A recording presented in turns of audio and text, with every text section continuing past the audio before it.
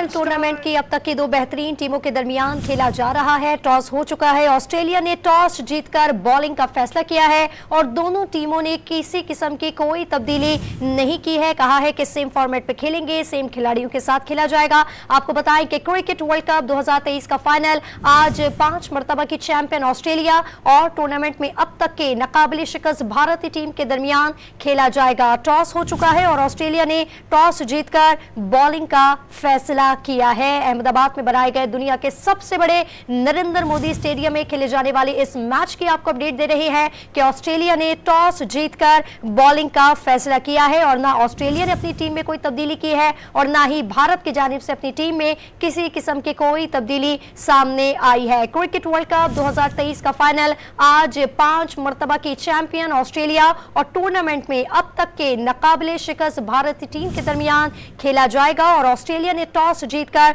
Bowling का फैसला किया है। ये फाइनल टूर्नामेंट की अब तक की दो बेहतरीन टीमों के दरमियान खेला जाएगा।